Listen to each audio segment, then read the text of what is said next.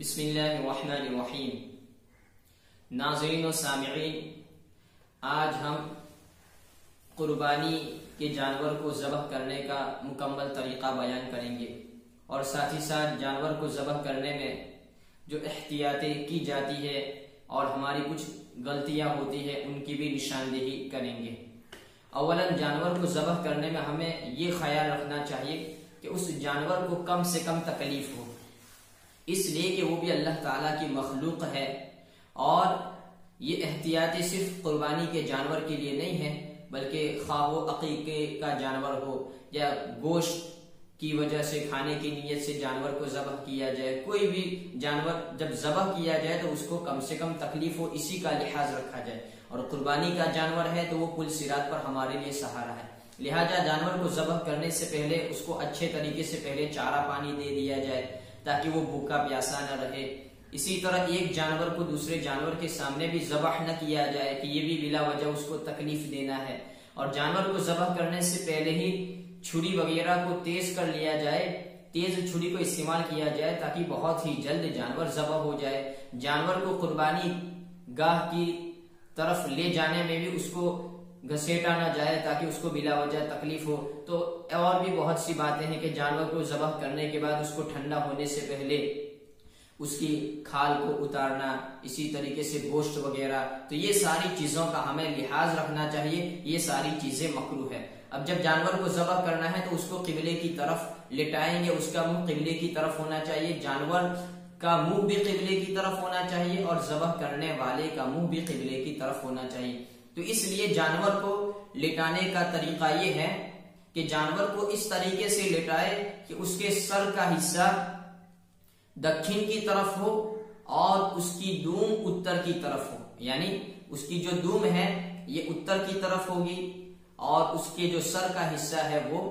دکھن کی طرف ہو جائے گا، اور اس کی پشت جو ہوگی وہ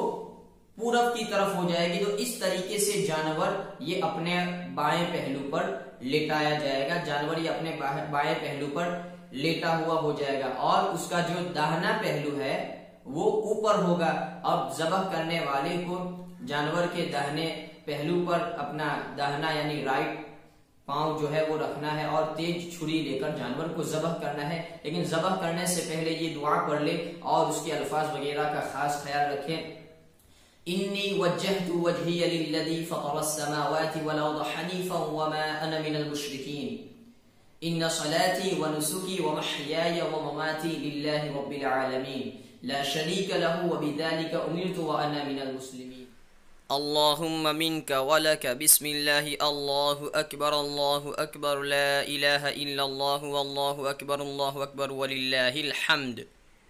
اس دعا کو پڑھے اس لیے کہ اللہ کے رسول صلی اللہ علیہ وسلم نے بھی جانور کو ذبح کرتے وقت اس دعا کو پڑھا ہے، اور جانور کو ذبح کرنے کے وقت ذبح کرنے والے کا منہ بھی قبلے کی طرف ہونا چاہیے، چونکہ یہ بھی سنت ہے۔ اس دعا کو پڑھ کر بہت ہی جلد جانور کو ذبح کرے۔ اب اس کے بعد الگ ہو کر پھر یہ دعا پڑھے،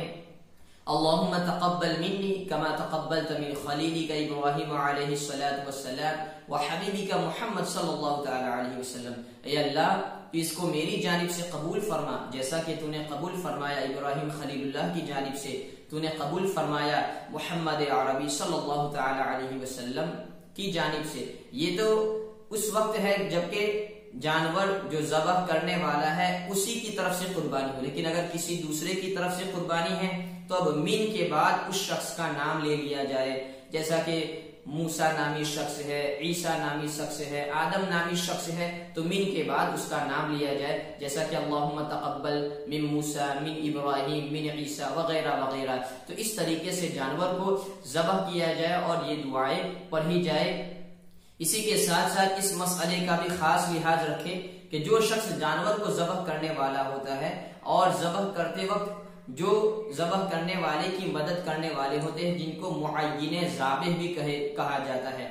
کہ جس طریقے سے ذبح کرنے والے کے ہاتھ میں چھری ہوتی ہے تو اسی کے ہاتھ کے اوپر دوسرا شخص بھی مدد کی نیت سے اپنا ہاتھ رکھتا ہے، تو چھری پر جتنے لوگوں کا ہاتھ ہے ان سب کو جانور کو ذبح کرنے سے پہلے اللہ کا نام لینا ضروری ہے۔ اگر چھری پر جتنے لوگوں کا بھی ہاتھ ہے ان میں سے ایک بھی شخص نے اللہ کا نام نہیں لیا تو وہ اللہ کے نام کے بغیر ذبح کیا ہوا جانور شمار کیا جائے گا۔ تو اس طریقے سے جانور کو ذبح کرنے میں ان باتوں کا بھی آپ لحاظ رکھیں اور آپ دعا وغیرہ بھی پڑھ کر اچھے طریقے سے جانور کو ذبح کریں۔ وآخر دعوانا الحمد للہ رب العالمین۔